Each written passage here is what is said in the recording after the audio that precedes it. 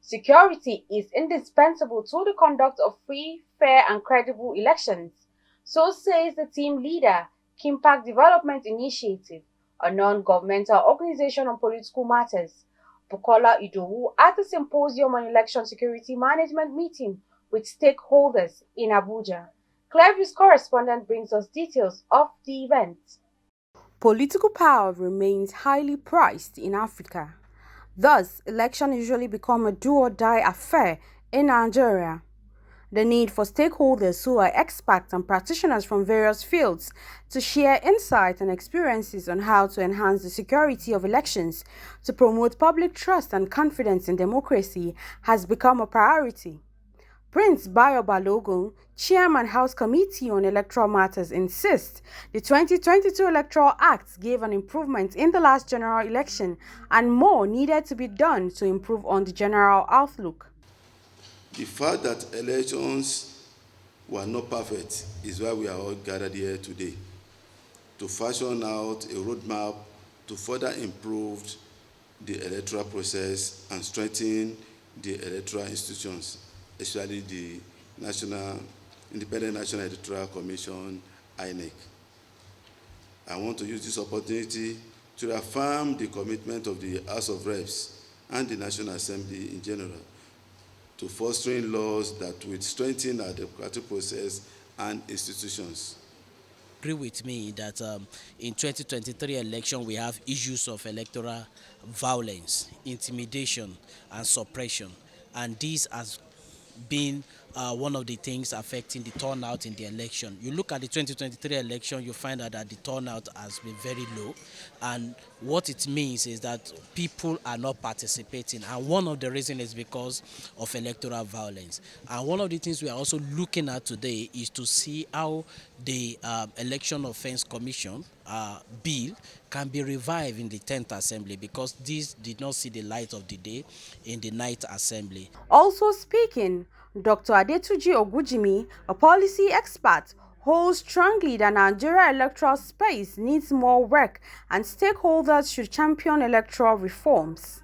That in 2019, the distinguished Senator Abubakar Kyari, proposed a bill which he titled Electoral Offences Commission, and that bill was supported by the distinguished Senator Ovie Omoagege.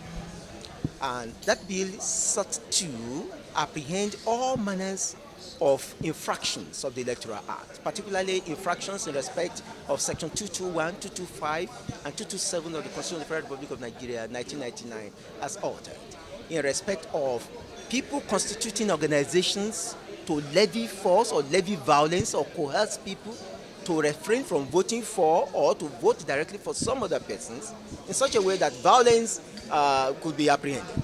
I mean, that electoral offences bill was proposed by the distinguished Kyari, as I said, to prevent these from happening, including bribery, including even the perversion of the electoral process. All these were to be apprehended, and they are contained in clauses 12 and 17 of that bill.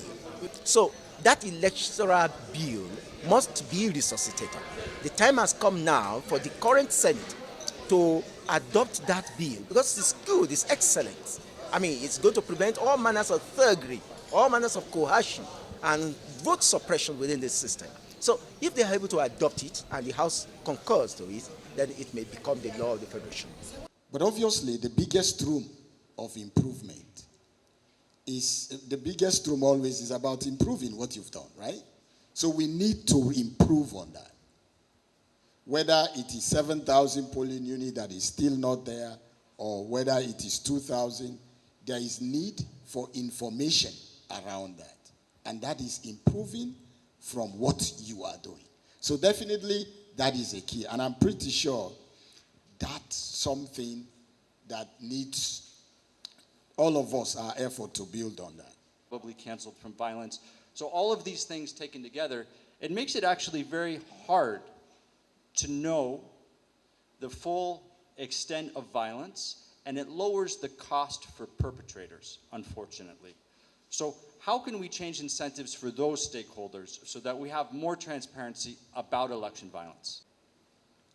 Look at the spirit and the enthusiasm of this conversation, assuming we have those key officials, security, political parties, that are going to work and be on the field at Imo, Kogi, if we have them here, they will see the mood of the presentation of Dr. Ogunyemi. They will see that violence, nobody is taking it lightly. Kimpact Development Initiative is a non-governmental organization that inspires citizens-led democratic development anchored on the principles of participation and data-driven advocacy.